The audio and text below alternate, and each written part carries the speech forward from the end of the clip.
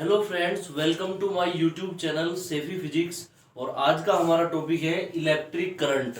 Electric current क्या होता है? The rate of flow of electric charge through conductor is called electric current. It is denoted by I. जो electric charge के flow होने का जो रेट होता है उसे इलेक्ट्रिक करंट बोलते हैं। इसको आई से डिनोट करते हैं। I goes to Q upon T. किसी भी चीज को जब हम टाइम से डिवाइड कर देते हैं तो वो रेट में कन्वर्ट हो जाती है। तो जब हम चार्ज को यहाँ पर टाइम से डिवाइड करते हैं तो ये रेट में कन्वर्ट हो जाएगा। और एम्पियर इसकी यूनिट है। एम्पियर एक साइंटिस्ट का नाम है, उन्हीं के नाम पर इसकी यूनिट क्या है? एम्पियर। इसके बाद इलेक्ट्रिक फील्ड। इलेक्ट्रिक फील्ड बहुत इंपॉर्टेंट टॉपिक है। इलेक्ट्रिक फील्ड क्या होता है? The area around the electric charge in which another charge gets attract or repel is called electric field। तो इलेक्ट्रिक चार्ज के पास वाला वह एरिया जिसमें कोई दूसरा चार्ज अट्रैक्ट या रिपेल हो जाए तो उसे बोलते हैं इलेक्ट्रिक फील्ड। क्यू नॉट यहाँ पर क्या है? Observation charge. ये क्यू नॉट को टेस्ट चार्ज भी बोलते हैं और ऑब्जर्वेशन चार्ज भी बोलते हैं। तो ये जब सेम चार्ज होगा तो ये रिपेल होगा और जब अपोजिट चार्ज होगा तो ये अट्रैक्ट होगा। Electric field intensity, the ratio of electric force and observation charge is called electric field intensity. It is denoted by E. तो ई गोस टू होता है F upon Q. Electric force F और observation charge Q nought, दोनों का ratio क्या होता है? Electric field intensity ई से डिनोट करते हैं। इनकी यूनिट क्या होती है? फोर्स की यूनिट होती है न्यूटन और चार्ज की होती है कूलम्ब। तो इसकी इलेक्ट्रिक फील्ड इंटेंसिटी की यूनिट हो गई न्यूटन पर कूलम्ब। इसके बाद आता है electric field lines. Electric field lines क्या होती है? The lines come from positive charge and enters into negative charge in curve path are called electric field lines. तो ये पॉजिटिव चार्ज से निकलती है और माइनस जो होता है, निगेटिव चार्ज जो होता है उसमें एंटर करती है। तो पॉजिटिव चार्ज से आएंगी और नेगेटिव चार्ज की ओर जाएंगी। ठीक है, कर्व पाथ में जाती हैं। ठीक है, electric field lines flow only in one direction, positive to negative charge. सिर्फ एक दिशा में ये फ्लो होती है, पॉजिटिव से नेगेटिव चार्ज की ओर जाएंगी। Properties of electric field lines. पहली प्रॉपर्टी है they come from positive charge and enters into negative charge in curve path. ये हम डेफिनेशन पे भी पढ़ चुके हैं। ये पॉजिटिव चार्ज से आएंगी और नेगेटिव चार्ज में एंटर करेंगी कर्व पाथ में। दूसरी property they never intersect to each other. ये एक दूसरे को कभी नहीं काटती। उसका क्या रीजन है? Because if they intersect to each other then point of intersection will show two direction which is not possible। अगर ये एक दूसरे को काटती हैं तो ये पॉइंट ऑफ इंटरसेक्शन जो है ए, ये दो डायरेक्शन दिखाएगा इलेक्ट्रिक फील्ड इंटेंसिटी की। एक E1 इधर और एक E2 इधर।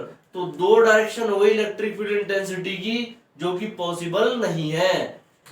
तीसरा पॉइंट है every point on electric field line shows different direction of electric field intensity. जो प्रत्येक जो पॉइंट होगा इलेक्ट्रिक फील्ड लाइन पे, जैसे ये एक इलेक्ट्रिक फील्ड लाइन है, यहां पर हमने 3 पॉइंट लिए हैं ए, बी और सी। ये तीनों अलग अलग इलेक्ट्रिक फील्ड इंटेंसिटी की डायरेक्शन दिखाएंगे। ए दिखाएगा E1 को, बी दिखाएगा E2 को, सी दिखाएगा E3 को। चौथा पॉइंट है they are dense near the charge and rare away from the charge. जो चार्ज के पास वाला हिस्सा है वहां पर ये डेंस होंगी, दोनों ओर डेंस होंगी चार्ज के पास वाले हिस्से में। और जैसे जैसे आप चार्ज से दूर जाएंगे ये रेयर हो जाएंगी। मतलब डेंस का मतलब ये है कि इनके बीच का गैप जो होगा वो कम होगा चार्ज के पास, लेकिन जब आप दूर जाओगे तो ये रेयर हो जाएंगी। मतलब जो इनके बीच का गैप है वो बढ़ जाएगा। देखो यहाँ पर गैप कितना कम है और यहाँ पर गैप बढ़ के ज्यादा हो गया, तो इसलिए इनको बोला जाता है यहाँ पे डेंस, वहां पे rare. Electric force, the force exerted by an electric charge to another electric charge is called electric force. तो एक चार्ज जो दूसरे चार्ज पे फोर्स लगाता है उसको बोलते हैं हम electric force. It is denoted by F E. E यहां पर इलेक्ट्रिसिटी को दिखाता है, मतलब एफ ई का मतलब हो गया इलेक्ट्रिक फोर्स, तो ई फॉर इलेक्ट्रिक बनेगा। E equals to F upon Q हमने पढ़ा था, तो क्यू क्रॉस मल्टीप्लाई के द्वारा यहां पे आ जाएगा, तो एफ इक्वल्स टू हो जाएगा क्यू ई, और न्यूटन में इसको मापा जाता है। ये भी कह सकते हैं जिस फोर्स से एक चार्ज दूसरे चार्ज पे अट्रैक्ट होता है या रिपेल होता है वो भी इलेक्ट्रिक फोर्स ही है। या हम ये कह सकते हैं कि जो ऑब्जर्वेशन चार्ज है और इलेक्ट्रिक फील्ड इंटेंसिटी है दोनों का प्रोडक्ट मतलब मल्टीप्लाई वो भी इलेक्ट्रिक फोर्स है। Coulomb's law, according to this law electric force is directly proportional to the product of charge and inversely proportional to the square of distance between the electric charge. तो इसके according क्या है, जो electric force होता है वो दोनों charge के प्रोडक्ट के प्रोपोर्शनल होता है, और इलेक्ट्रिक फोर्स इनवर्सली प्रोपोर्शनल होता है जो दोनों चार्ज के बीच की डिस्टेंस है उसके स्क्वायर के। तो यहां पर देख सकते हैं आप दो चार्ज है, एक Q1 चार्ज है एक Q2 चार्ज है, ये R डिस्टेंस पे रखे हुए हैं। तो Fe proportional to Q1 Q2 और Fe inversely proportional to R square, मतलब इनवर्सली मतलब 1 अपॉन में आएगा, तो Fe proportional to 1 upon R square. तो दोनों को जब कंबाइन फॉर्म में लिखेंगे, कंबाइन फॉर्म में कैसे लिखेंगे, Fe proportional to Q1 Q2 upon R square, ऊपर वाला ऊपर आ जाएगा और नीचे वाला नीचे आ जाएगा, तो Q1 Q2 ऊपर है और R स्क्वायर नीचे है। फिर प्रोपोर्शनल का साइन कहीं पे भी हटता है तो वहां पर एक कांस्टेंट आ जाएगा, यहां पर भी कांस्टेंट आएगा, तो Fe इक्वल्स टू कांस्टेंट आ जाएगा 1 upon 4 pi epsilon naught K Q1 Q2 upon R square. ये पूरा 1 upon 4 pi epsilon naught K यहाँ पर कांस्टेंट है, इसमें से 1 अपॉन 4 पाई एप्सिलॉन नॉट की जो वैल्यू होती है वो 9 10 की पावर 9 कूलम स्क्वायर पर न्यूटन मीटर स्क्वायर होती है, और K जो है यहाँ पर डाइलेक्ट्रिक कांस्टेंट होता है जो अलग अलग मीडियम के लिए अलग अलग वैल्यू को दिखाता है। एप्सिलॉन नॉट जो है यहाँ पर परमिटिविटी ऑफ फ्री स्पेस है, ठीक है, ये एक कांस्टेंट होता है जो इलेक्ट्रिसिटी के लिए यूज होता है। एप्सिलॉन नोट की वैल्यू होती है एप्सिलॉन नोट इक्वल्स टू 8.85 10 की पावर -12 न्यूटन मीटर स्क्वायर पर coulomb square. Dielectric constant, relative permeability, the ratio of electric force in air और vacuum and electric force in medium is called dielectric constant. It is denoted by K और epsilon R।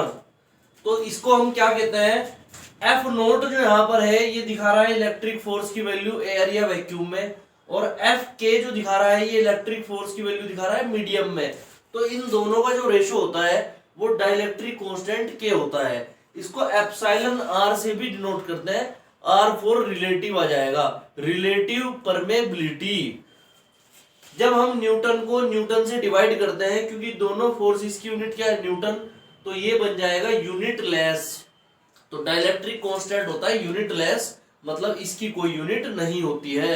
जो unit less होता है वो dimension less भी होता है, उसकी डायमेंशन भी नहीं होती। इसके बाद electric force in medium, medium में इलेक्ट्रिक फोर्स हमने क्या लिया था कोलॉम्स लॉ से, Fk equals to 1 upon 4 pi epsilon naught K Q1 Q2 upon R square.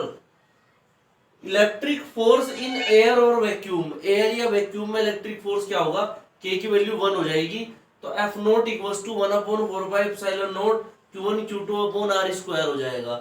मतलब यहाँ K था लेकिन यहाँ पर K की वैल्यू 1 रख ली एयर या वैक्यूम के लिए, तो यहाँ पर K को नहीं दिखाया गया क्योंकि 1 की मल्टीप्लाई से एज इट इज ये टर्म्स रहेगी, उस पर कोई इफेक्ट नहीं पड़ेगा।